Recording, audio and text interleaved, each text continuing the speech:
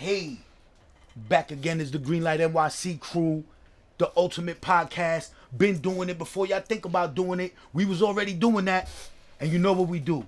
We get that green light to another artist that we think is going to take it to that next level. We personally pick these artists, you know why? Because we giving them that green light to go. I'm Disco J. This is your girl Wahida. Wahida in the building, and our first artist, I'm going to let him introduce himself. To the right of me, I got the bro. You already know your boy Breeze, Jersey. What up?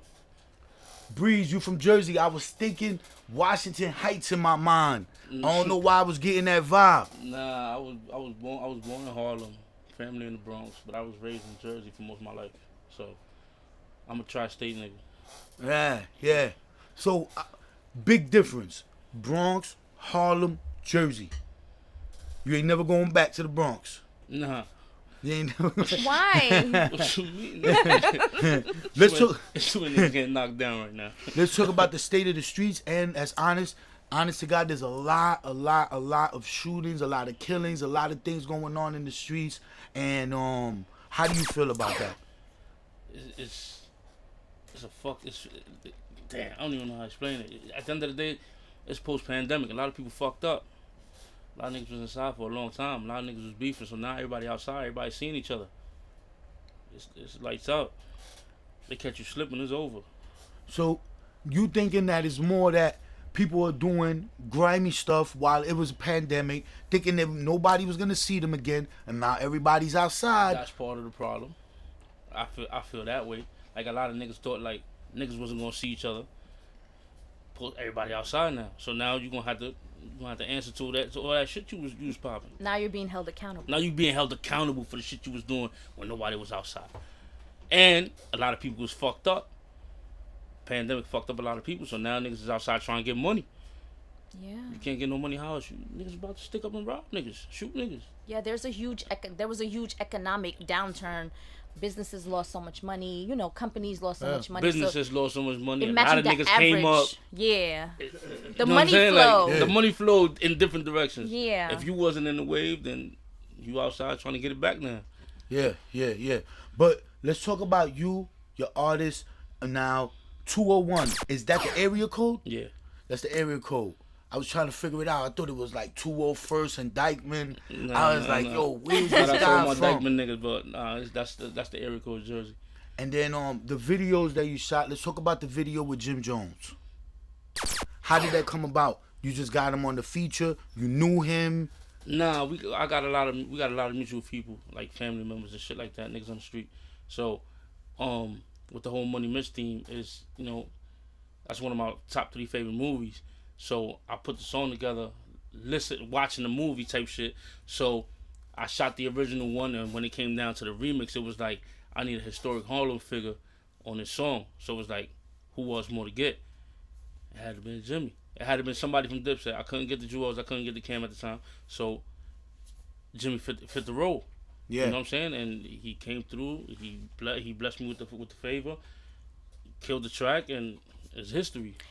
It's interesting because recently he said something on his like social media where he mentioned like he supports all New York up and coming rappers that are really just trying to do something different, just bring a new sound to, the music. And you can tell because you see that, he's working with a lot of different people that probably aren't as predictable as others would say, You're the third artist in a row that we have interviewed that worked with Jim. That work with Jim Jones, that have video, songs, everything, and all say, yo, like Jim is a awesome person. We gotta get Jimmy on the show somehow, some way. He an awesome person to work with. Like, you gotta look at it like he putting on for the next generation of artists from New York.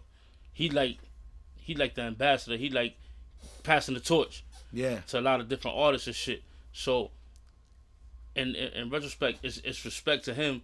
Because a lot of niggas won't go out their way and do shit like that. That's right. Absolutely not. And be in the video, too. That's a big key, you know that. A lot of these niggas gonna sell you a verse and then it'd be hell to get him in the video. Big facts. But he fucking with the streets, so at the end of the day, he fuck with all the up and coming niggas. He outside putting in his own work at the end of the day. So he the most, I would say, the most relevant New York City artist that's out here. All pandemic, the man was working, busting out 20, 30 videos. Who else you seen that? Every day he was shooting another video. Yeah. So you gotta respect the grind at the end of the day. So that make the younger niggas have to step their game up. Where it's like, if he doing out here doing it, why you can't do it? Yeah. Yeah. Like, get it together. Yeah. Get it together for real. Now you say you like that movie. What stood out for that? You know, what about the movie stood out for you? Yeah. Like, what's Yeah, the I concept? wanna know that. What really attracted you or drew you to that film? What's funny was, I was on the phone with my stepbrother, and I already had the beat. Now the backstory to the beat is same producer that made Money Mitch made Welcome to the Party, and made Dior. Oh, for Pop.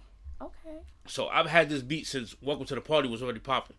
Just so happens that I'm home one day and I'm listening to the beat. I'm trying to think of something to come up with, and I'm on the phone with my stepbrother, and my stepbrother was like, "Yo, I done did this." Just so happens I was watching the movie. He was like, "Yo, speaking of the movie," he was like, "I done did some Money Mitch shit to another beat," and he mumbled it to me, and it just so happens him mumbling it to me. I was like, "I'm waiting for like a Money Mitch," and I just started clicking. In a matter of 15 minutes, I had the song done. That's amazing. So he was like, "Yo, you got it." I was like, "This one's it." So to me, what BMF was to Rick Ross, that would be Money Mitch was to me.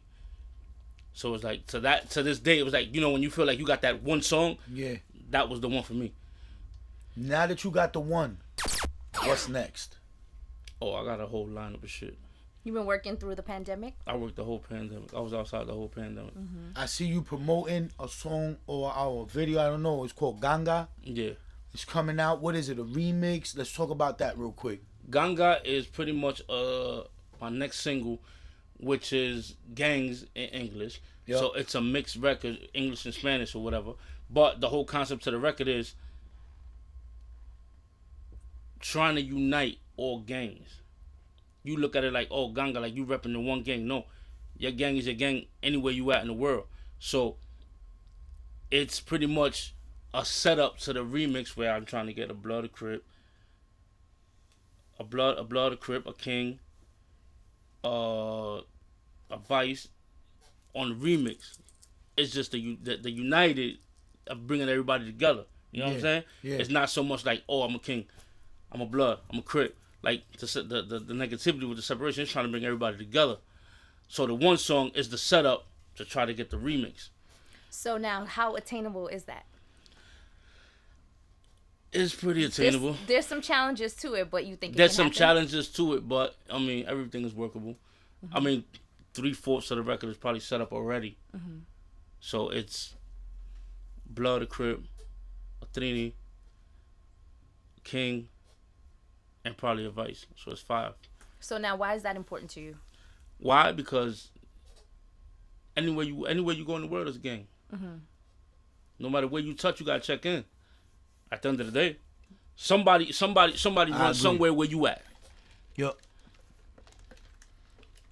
And if you're trying to run around and have a good time and you got jewelry on and you're trying to do you gotta check in. You gotta tap in. You go to Miami, you gotta check in. You go to Atlanta, check in. You go to Cali, you gotta check in. You go to Texas, you gotta check in. There's somebody always somewhere that you gotta. And it's not no, oh, I'm scared shit. It's a respect factor. Because at the end of the day, when niggas touch down where you at, they gonna come looking for you like, oh shit, I'm gonna make sure I'm safe because I fuck with homeboy. It's the same way everywhere else. That sounds like another movie to me. Like Warriors. Yeah. Where homeboy put all the gangs together. Some gangs in New York shit. Yeah. Now you talk about gangs in New York, but let's talk about, you're from DR, Yeah, I'm Dominican. right? So what's the gangs like out there? Or what's gang culture like out there? It's not really gang culture. It's just the wild, wild west. You fuck with me, I fuck with you. It's really it. Like, it's a third world country. So, just like anywhere else, motherfuckers are starving. So, if you disrespect somebody, it's your ass. Just know you're going to have to pay the consequences. Yeah, it's more about respect, I think. It's more of a respect factor than I'm this and I'm that. Like, no, at the end of the day, you a man just like me. We're going to respect each other. But you ain't going to step out of line, because if you step out of line, somebody going to try to bust your head. I think that's what is kind of interesting about, like, being in New York is that a lot of it is based on like who you know and who you're affiliated with.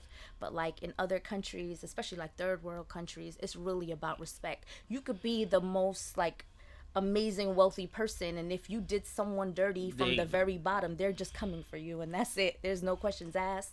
If they could get to you, they get into you. Exactly. If they can get you, they get you. Right? And so nobody's acceptable to this shit. Like, but So- then so I being guess that Dominican- is like New York too, I guess. That is New York, but like in third world countries and different places, you're right. It's way different. It's more about respect and it's more about how you moving. Yeah. People gonna move how you move. If you coming with respect, You gonna respect you. They're gonna respect you. You coming with disrespect, you gonna get disrespected. Now, being that you Dominican, the dembow scene, the reggaeton scene, the Latino scene with Latino rap, trap, Latino, all of that. Super huge. Super huge. Are you looking to like do collabos with any of these guys? I'm already in. I just haven't put them out yet. Oh. With like who? I don't got, to truth be told, I don't got no artists on records yet. I'm waiting to hit back on a couple, but Who would you like to work with? I work with anybody that the song is popping. To be honest with you, I'm not biased on like, oh, I only work with this guy with this one. Man, at the end of the day, I'm the only rap artist that can rap in English and in Spanish fluently, and not be on some like I'm stumbling shit. You know what I'm saying? Like I'm from Dominican descent. My mother, my father Dominican. I was born here. You know what I'm saying? But I know how to speak and write fluent Spanish. You know what I'm saying? So I could do both of these shit. It's just easy to me. Tira algo. Coño. Tira What is it? algo. I got this one joint called Dame Banda. Dame algo. Ahí. Tengo mi flow, hay que darme banda. Todo lo que yo toque be on fire, dale agua. On fire, dale agua. Some shit like that. I got that shit. Yeah.